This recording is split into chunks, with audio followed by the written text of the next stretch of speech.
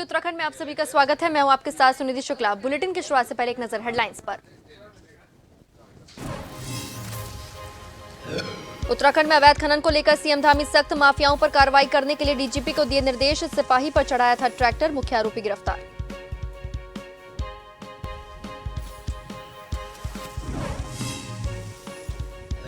उत्तराखंड में बीजेपी में दायित्व को लेकर बैठकों का दौर जारी, लेकिन अभी तक स्थिति नहीं हो पाई साफ। कांग्रेस ने साधा निशाना।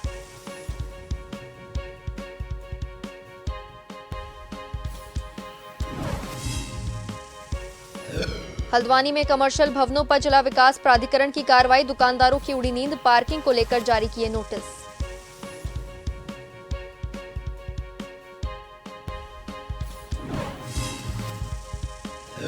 दिल्ली डिप्टी सीएम सिसोदिया की गिरफ्तारी पर आंदोलन, आम आदमी पार्टी ने किया विरोध प्रदर्शन, केंद्र सरकार का किया पुतला दहन।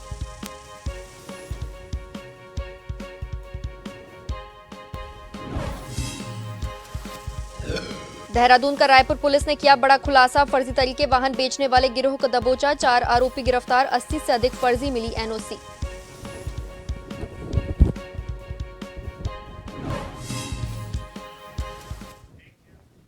अब खबरें विस्तार से। उत्तराखंड में अवैध खनन को रोकने के लिए पुलिस के सिपाही पर खनन माफियाओं के द्वारा ट्रैक्टर चलाए जाने के बाद मुख्यमंत्री पुष्कर सिंह धामी सख्त नजर आ रहे हैं। सीएम धामी ने डीजीपी अशोक कुमार को बुलाकर खनन माफियाओं पर कार्रवाई करने के निर्देश दिए हैं। जो कल घटना हुई है और उस घटना की मैंने पूरी जानकारी तलब की है और साथ में सख्त निर्देश भी दिए हैं कि जो भी इसमें लिप्त हैं या जो भी इस पूरे जो घटनाक्रम हुआ है उसमें जिनकी संलिप्तता पाई जाए उनके खिलाफ कठोर कार्रवाई हो दोनों तरफ से। अगर कहीं पर विभाग के भी कोई लोग अगर उसमें इन्वॉल्व है तो उनको भी कठोर कार्रवाई हो। हल्द्वानी में अवैध निर्माण के खिलाफ जिला विकास प्राधिकरण एक के बाद एक ताबड़तोड़ कार्रवाई कर रहा है। एक और शहर में जहां अवैध निर्माण को ध्वस्त करने का काम तेजी से चल रहा है, तो वहीं दूसरी तरफ बड़े बड़े कमर्शियल भवनों को उनकी पार्किंग की व्यवस्था किए जाने को लेकर नोटिस भी दिया जा रहा है। हल्द्वानी के मटर गली में व्यायामशाला की 4 दुकानों को जहां आज नगर निगम और प्राधिकरण की टीम ने ध्वस्त कर दिया, तो वहीं दूसरी तरफ कोर्ट के निर्देशों के बाद प्राधिकरण ने 20 बड़े कमर्शियल भवन स्वामियों को पार्किंग की व्यवस्था करने का नोटिस जारी किया है। दरअसल बड़े बड़े कमर्शियल भवनों ने अपनी बिल्डिंगों को बनाकर पार्किंग को बेच डाला है, लिहाजा अब उनके खिलाफ सख्त कार्रवाई की जा रही है।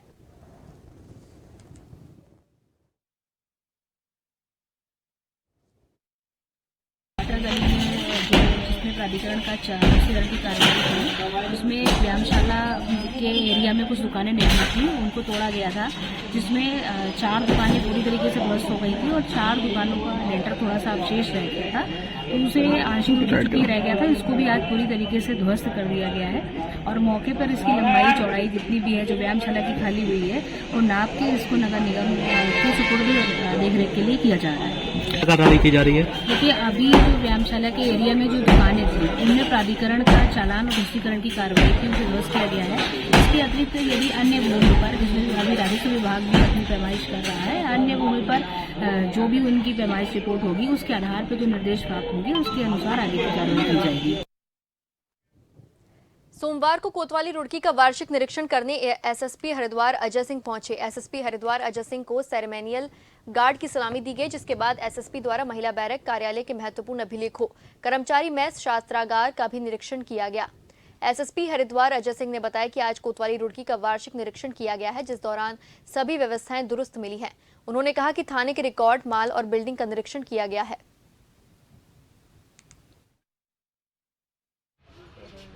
का उद्देश्य जो थाने के जो हमारे रिकॉर्ड्स है, माल है या अन्य वाहन खड़े होते हैं, साथ ही साथ जो थाने की जो और बिल्डिंग है, व्यवस्था है, उनको एक चेक करने से एक नवीकरण भी होता है, सफाई हो जाती है, साथ ही साथ सब चीज़ें व्यवस्थित हो जाती हैं, रिकॉर्ड चेक हो जाते हैं। कहीं कोई कमियाँ त्रुटियाँ हैं तो उसको भी हम लोग कोशिश करते हैं कि उसको निर्देश दें पूरे किया जा सके। तो उद्देश्य यही है कि थाने का जो पूरा सिस्टम है वो एक तरह से चेक किया जा सके, चाहे उसमें हर अधिकारी अपने अपने समय पर करते हैं। तो इसीलिए वार्षिक निरीक्षण का रखा गया कोतवाली रुड़की में कि यहाँ की व्यवस्थाएँ देख ली जाएँ, रिकॉर्ड चेक कर ली जाए और भी जो समस्याएं अगर थाना स्तर पर हैं कर्मचारियों की तो उनको भी।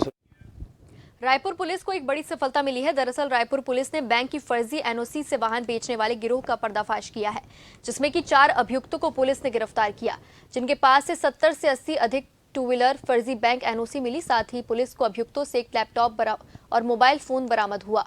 आपको बता दें कि इस गिरोह ने हाल ही में किसी को व्यक्ति को फर्जी बैंक की एनओसी दिखाकर टू व्हीलर एक्टिवा बेची थी, जिसकी शिकायत पीड़ित ने पुलिस से की थी, जिसके बाद पुलिस भी हरकत में आई और पूरे मामले का भांडाफोड़ कर दिया। हालांकि पुलिस अभी पूरे मामले की जांच कर रही है। वहीं देहरादून के एसएसपी दिलीप सिंह कुंवर ने कहा कि यह गिरोह पिछले 2 सालों से लोगों के साथ धोखाधड़ी कर रहे हैं। पुलिस पूरे मामले की जांच कर रही है। पुलिस को शक है कि इनके साथ कुछ और भी लोग हो सकते हैं।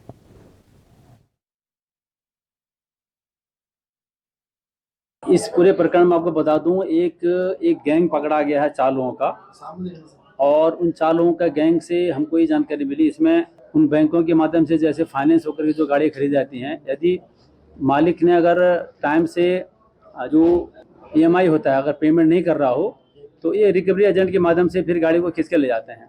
तो त्रिशक्ति एक रिकवरी एजेंट है, उसमें ये 4 लोग काम करते थे और इन्होंने वो लेकर के फिर फर्जी तौर पर जो है इसका एनओसी बना करके जो पुराना जो डॉक्यूमेंट है उसको फिर आरटीओ ऑफिस में ले जा करके फिर ओरिजिनल डॉक्यूमेंट बना करके फिर उसको बेचने का काम करते थे। और उसमें बहुत सारे डॉक्यूमेंट और हमारे इसमें इलेक्ट्रॉनिक रिजल्ट हमको बरामद हुए हैं।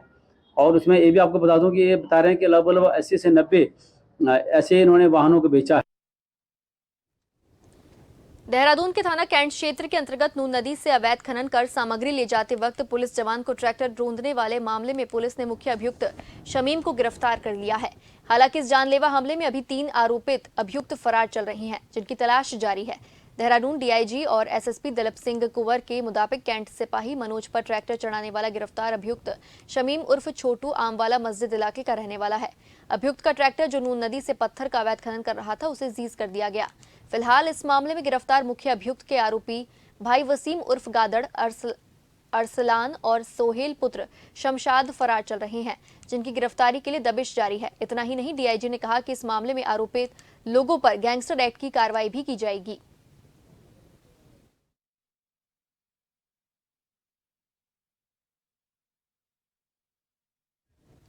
श्री राधे राधे जन कल्याण लोकपीठ लच्छीवाला द्वारा होली मिलन समारोह का आयोजन किया गया, जिसमें सभी लोगों ने फूलों की होली का लुत्फ उठाया। डोईवाला स्थित योगपीठ में आयोजित कार्यक्रम में बतौर मुख्य अतिथि डोईवाला विधायक ब्रजभूषण गिरोला ने शिरकत करते हुए कहा कि प्रत्येक व्यक्ति को योग करना चाहिए। उन्होंने कहा कि बीते कुछ समय से लोगों ने हमारे देश की पुरातन धरोहर योग की ओर रुख किया है। विशिष्ट अतिथि भाजपा पूर्व जिला उपाध्यक्ष विक्रम नेगी ने कहा कि कार्यक्रम में अभ्यर्थी द्वारा जुम्बा नृत्य, भजन नृत्य, योग आसन आदि की शानदार प्रस्तुति दी गई। कार्यक्रम में कई प्रकार की योग क्रियाओं की प्रदर्शनी और नृत्य प्रदर्शनी की प्रस्तुति दी गई। योग अभ्यर्थी आशिमा खान ने कहा कि योग निरोग रहने का एकमात्र जरिया है। योग गुरु विजय शाही ने कहा कि योग हमारे देश के लिए एक अहम धरोहर है। हमारे इस क्षेत्र के योग गुरु श्री विजय शाह जी के द्वारा पिछले कई वर्षों से यहाँ पर इस पीठ में यहाँ पर योगा का कार्यक्रम कराया जा रहा है। और यहाँ के हमारे क्षेत्र के अब तो दूरस्थ क्षेत्रों के भी लोग यहाँ पर आकर के योग सीख रहे हैं, योगा सीख रहे हैं। मैं आदरणीय विजय जी को शाह जी को बहुत बधाई शुभकामनाएं देता हूँ। और हमारे कहना है कि स्वस्थ रहने के लिए हम सबको अपने खान पान रहन सहन में हमको बड़ा संयम से हमको रखना चाहिए। योग के बारे में कुछ जागरूक हो, क्योंकि विदेश से लोग जो है योग के बारे में जागरूक हो रहे हैं और हमारे यहाँ के लोग जो है योग को भूलते जा रहे हैं। मैं चाहता हूँ योग करने से जो है आधी से ज़्यादा बीमारी जो है सही हो जाता है, लोग स्वस्थ रहते हैं। लेकिन लोग को जो है आजकल दिनचर्या बिल्कुल ख़राब हो गए हैं। अधिकांश जो है छोटे छोटे आजकल लोगों को भी जो है हार्ट का ज़्यादा प्रॉब्लम होना शुरू हो गया है। उनको जो है खाने का पता नहीं, लोग फास्ट फूड की तरफ ज़्यादा भाग रहे हैं, अपने कल्चर सब कुछ छोड़ रहे हैं। इसलिए मैं चाहता हूँ कि हर इंसान जो है अपने जो है अच्छी तरह से योग करें और स्वस्थ रहें। सीमा गुरुंग जो काफ़ी समय से नसों की प्रॉब्लम से थी, उन्हें 2 साल से योगा कर रही है। मैं खुद, मुझे साइनसेस और माइग्रेन की प्रॉब्लम है, मैं रेगुलर योगा कर रही हूँ विद इन 1.5 ईयर्स से, मुझे बहुत रिलीफ मिला है। और भी हमारे साथी हैं जो नियमित हम रोज़ योगा करते हैं और योग करने से ही हमारी शरीर और हमारे बहुत हमें आत्मता भी बहुत प्राप्त होती है। बीजेपी द्वारा लगातार दायित्व बंटवारे की खबर इन दिनों सुर्खियों में है। लगातार बैठकों का दौर जारी है, लेकिन दायित्व बंटवारे को लेकर अभी तक स्थिति साफ नहीं हो पाई। वहीं कांग्रेस ने निशाना साधते हुए कहा कि हालांकि यह बीजेपी का अंदरूनी मामला है, लेकिन कार्यकर्ता इतनी मेहनत करके पार्टी की सेवा करता है, उनको उनका हक तो मिलना ही चाहिए, क्योंकि यह राज्य से जुड़ा मुद्दा भी है। ऐसे में बीजेपी को जल्द ही दायित्व बंटवारा कर देना चाहिए। ये झुंझुना किसी कार्यकर्ता को पकड़ा ही नहीं जा रहा है और ये कार्यकर्ता चाहे किसी भी पार्टी का हो, अगर 5 साल पार्टी की सेवा करता है तो दायित्व उसको मिलना ही चाहिए उसकी योग्यता के अनुसार, क्योंकि इससे संवैधानिक संस्थाओं के कार्य में जो रुकावटें आती हैं वो दूर होती हैं और जनहित के कार्य समय से अगर निपटे तो इसमें बुराई क्या है। तो भारतीय जनता पार्टी का भले ही ये अंदरूनी मामला है लेकिन राज्य हित का भी मामला है, संवैधानिक संस्थाओं में सुचारू रूप से कार्य करने का मामला है। तो भारतीय जनता पार्टी को इसको जल्दी से जल्दी निपटा करके अपने कार्यकर्ताओं को दायित्व देने। दिल्ली के उप मुख्यमंत्री मनीष सिसोदिया की गिरफ्तारी के बाद उत्तराखंड की सियासत भी गर्मा गई है। आम आदमी पार्टी ने बदले की भावना से केंद्र सरकार पर कार्य करने का आरोप लगाया। इसी के तहत देहरादून में आम आदमी पार्टी के सैकड़ों कार्यकर्ताओं ने बीजेपी मुख्यालय का घेराव किया है। पार्टी के वरिष्ठ नेता डॉक्टर आरपी रतूड़ी के नेतृत्व में यह विरोध प्रदर्शन किया गया। डॉक्टर आरपी रतूड़ी का आरोप है कि मोदी सरकार दिल्ली में हो रहे ऐतिहासिक कार्यों से डर गई है और बदले की भावना से कार्रवाई पर जबरन मनीष सिसोदिया की गिरफ्तारी की गई है। वहीं बीजेपी प्रदेश प्रवक्ता वीरेंद्र बिष्ट ने आम आदमी पार्टी के इन सभी आरोपों का खंडन करते हुए कहा कि भ्रष्टाचार करने वाले जेल में जाएंगे, सरकार कोई बदले की भावना से कार्रवाई नहीं कर रही।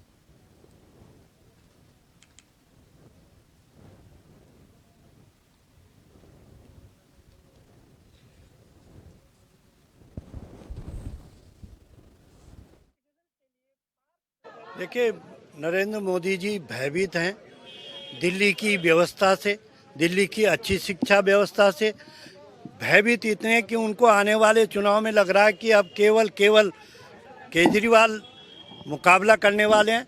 तो अब केवल जब 500 कर्मचारी और अधिकारी लगाए गए थे साल भर से और ना ही सिसोदिया जी का नाम चार्जशीट में है, ना ही अपराध की श्रेणी में है, तो आपने उनको अरेस्टिंग क्यों किया? केवल बंदे की भावना से अगर आप इस तरह का काम करेंगे तो आम आदमी पार्टी का कार्यकर्ता नरेंद्र मोदी की और भाजपा की ईंट से ईंट बजाने का काम करेगा। देश देख रहा है और आज आम आदमी पार्टी भ्रष्टाचारी पार्टी बन गई है। पंजाब में उनकी सरकार, दिल्ली में उनकी सरकार, उनके मंत्री, उनके विधायक जेल जा रहे हैं, रिश्वत ले रहे हैं, भ्रष्टाचार कर रहे हैं, कमीशन खा रहे हैं। तो जेल तो वही जाएंगे, जो भ्रष्टाचार करेगा वो जेल जाएगा। और देश के लोगों ने इस बात को देख लिया है, टीवी पर भी देख रहे हैं, प्रिंट मीडिया पे भी देख रहे हैं, इलेक्ट्रॉनिक मीडिया में भी लोग देख रहे हैं। तो अपनी बौखलाहट को छुपाने के लिए, अपनी चोरी को छुपाने के लिए कितना धरना प्रदर्शन करेंगे आप? दिल्ली के उप मुख्यमंत्री मनीष सिसोदिया को सीबीआई द्वारा गिरफ्तार किए जाने के बाद उत्तराखंड में भी आम आदमी पार्टी कार्यकर्ताओं में भारी आक्रोश है। हल्द्वानी में आम आदमी पार्टी कार्यकर्ताओं ने केंद्र सरकार के खिलाफ बदले की भावना और षड्यंत्र करने का आरोप लगाते हुए केंद्र सरकार का पुतला दहन किया। आम आदमी पार्टी कार्यकर्ताओं ने प्रदर्शन करते हुए कहा कि जिस तरह पूरे देश में आम आदमी पार्टी लोगों के बीच अपनी जगह बना रही है, उससे भाजपा डर गई है और यही वजह है कि तरह तरह के षड्यंत्र कर आम आदमी पार्टी के नेताओं को सीबीआई के माध्यम से जेल में डालने का षड्यंत्र किया जा रहा है।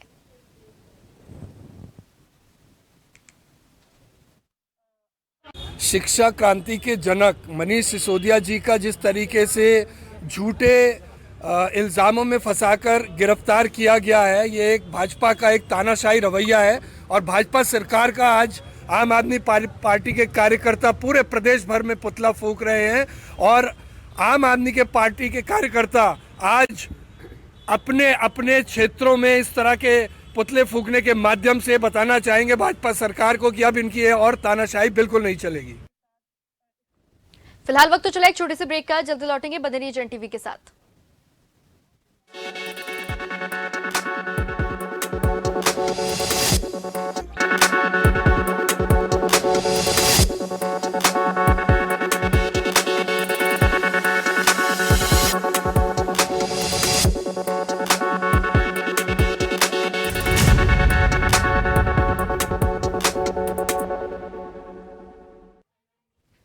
ब्रेक के बाद आप सभी का फिर से स्वागत है। देहरादून में बार एसोसिएशन के चुनाव की मतदाता प्रक्रिया जारी है। 9 पदों पर 39 प्रत्याशी चुनाव मैदान में।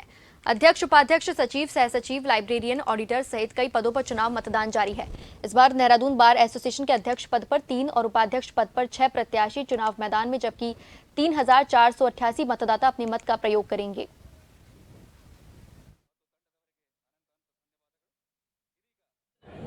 मतदान में हमारे 11 पोस्ट के लिए मतदान हो रहा है, जिसमें से 2 पोस्ट अनअपोज्ड पहले ही निर्विरोध चुने जा चुके हैं 9 पदों के लिए, जिसमें महत्वपूर्ण अध्यक्ष, उपाध्यक्ष, सचिव, सह सचिव, लाइब्रेरियन, ऑडिटर सहित कार्यकारिणी के सदस्यों के 9 पदों के लिए सुबह 9:30 बजे से मतदान चल रहा है और जो कि 5 बजे तक चलेगा। कुल 39 प्रत्याशी अपने चुनावी मैदान में हैं। लक्सर के सुल्तानपुर नगर पंचायत द्वारा कराए जा रहे नाले के निर्माण का टिक्कमपुर गांव के ग्रामीणों ने विरोध करते हुए प्रदर्शन किया। इसके साथ ही सरकार से मांग की है कि तत्काल नाला निर्माण के कार्य पर रोक लगाई जाए। ग्रामीणों का कहना है कि उनके गांव से पहले से ही 2 नालों का निर्माण किया गया है, जिनसे पहले ही गांव का पानी दूषित हो रहा है। वहीं अब नगर पंचायत सुल्तानपुर 1 और नाले का निर्माण किया जा रहा है, जिसका सारा गंदा पानी उनके गाँव के तालाब में छोड़ा जाएगा, जिसके बाद गाँव के नलकूपों से निकलना वाला पानी और भी दूषित हो जाएगा।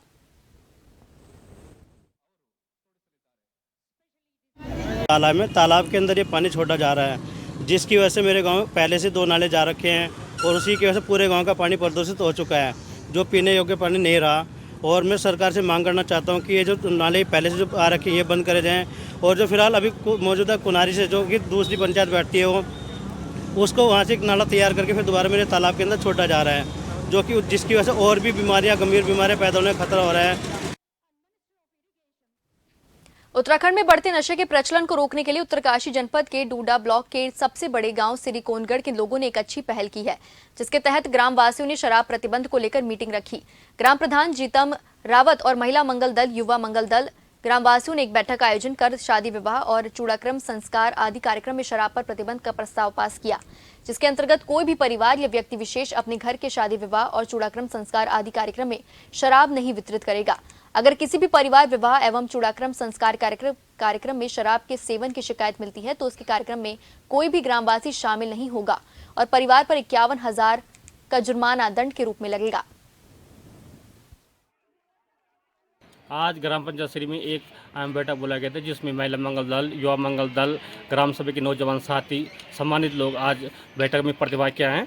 बैठक में ये फैसला लिया गया था कि गाँव में शादी विवाह चूड़ाक्रम आदि कार्यक्रमों में शराब पर प्रतिबंध करेंगे। जो भी व्यक्ति या परिवार ग्राम सभा में शराब लाएगा और गांव को वितरित करेगा उस पर 51,000 रुपया दंडित किया जाएगा तथा ग्राम सभा का ये कहना है कि उनकी शादी में या उनका कोई भी कार्यक्रम हो उनकी शादी में ग्रामवासी कोई नहीं जाएगा।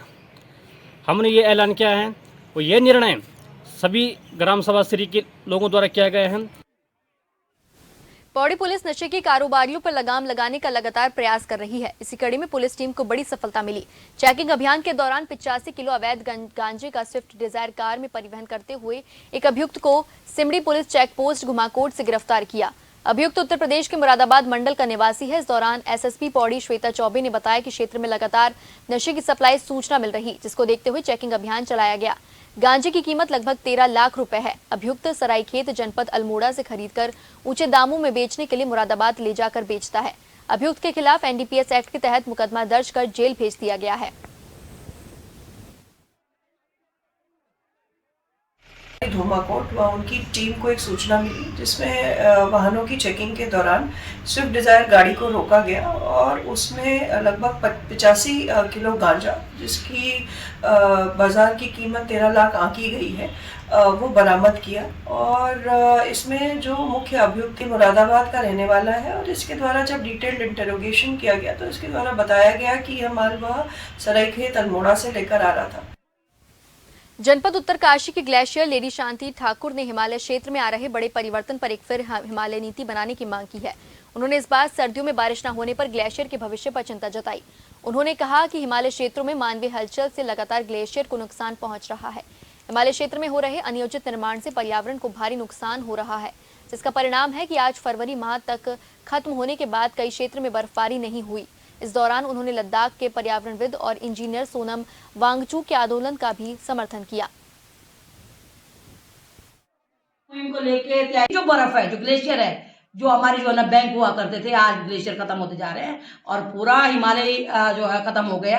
तो इसके लिए जो है ना एक ही मेरी सरकारों से मांग है कि भाई हमारे हिमालय नीति हमको बनाने पड़ेगी ग्लेशियरों को संरक्षण करने के लिए, हिमालय को संरक्षण करने के लिए। और सरकार से मैं बार बार ये कह रही हूँ, भैया से मैं ये कह रही हूँ कि जो उनकी अभी जो है लद्दाख में जो साइंटिस्ट अभी जो बहुत बड़ी मुहिम वो कर रहे हैं, तो उनके साथ में हम भी खड़े हैं। हम जो है उसी मुहिम को आगे बढ़ाते हुए अपना पूरा समर्थन देते हैं और हिमालय की सुरक्षा के लिए सरकारों से लड़ते रहे। होली के त्योहार को देखते हुए नैनीताल पुलिस ने अभी से चौकसी बढ़ा दी है और सार्वजनिक वाहनों पर भी नजर रखी जा रही है। पिछले दिनों पुलिस ने 1000 से ज्यादा शराब की बोतलों को पकड़ा था और होली के त्योहार से पहले होने वाली तस्करी को लेकर हिंट मिल गया था। ऐसे में पुलिस ने चेकिंग अभियान में गति दे दी। रेलवे स्टेशन, बस स्टेशन, मंडी समेत बाजार में पुलिसकर्मी अपनी नजर बनाए हुए हैं। एसएसपी पंकज भट्ट ने बताया कि पिछले 1 महीने से नैनीताल पुलिस ने चेकिंग अभियान शुरू कर दिया था और उसे कामयाबी भी मिल गई है।